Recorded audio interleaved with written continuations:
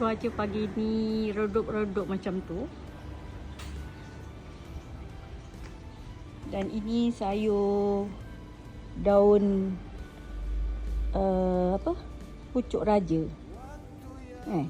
Ulam raja. Tengok. Gemuknya.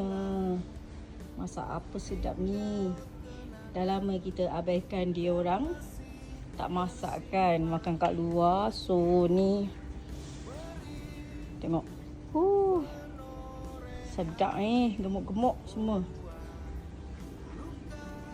Cuba komen masak apa sedap ni. Buat sambal lah, cica, betul tak? Cica dengan sambal mentah-mentah gitu. Tengok. Rimbun weh.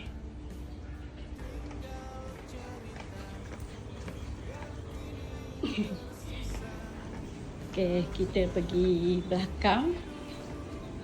Nak tunjuk ni.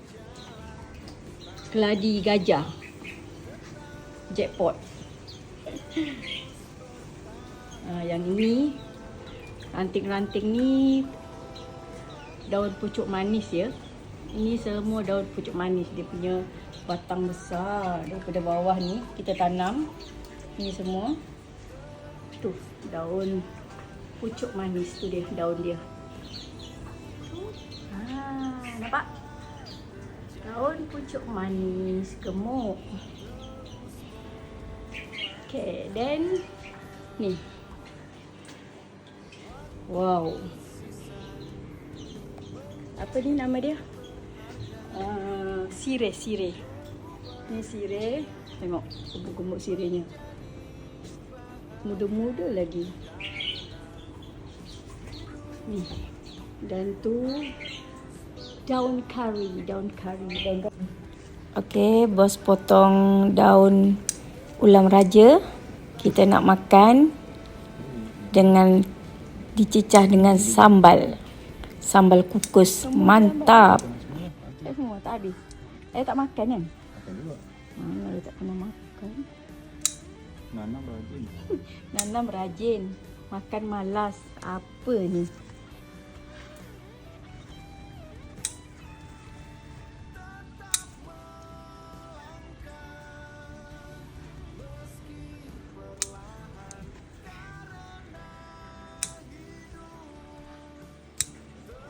Dah tu. Cukuplah tu. Kayaknya tak makan kan? Makan lah. Kiri. Kop.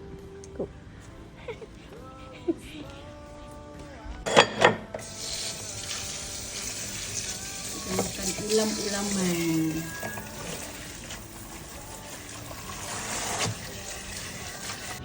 Ini sambal kukus, cili, bawang merah, bawang putih dan ikan bilis. Bismillahirrahmanirrahim. Kita minyak ya.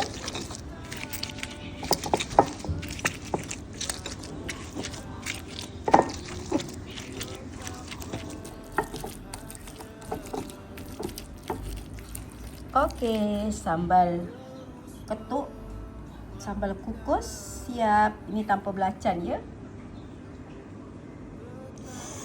Sedapnya. Okey sahabat, jemput makan dulu. Dah terliur dah ni tengok sambal belacan dengan telur goreng. Alhamdulillah. Dan jumpa lagi di konten seterusnya.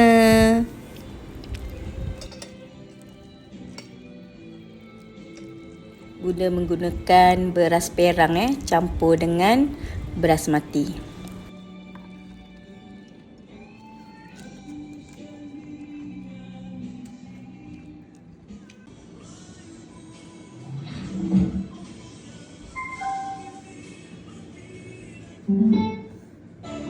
Nasi sehat nasi sehat.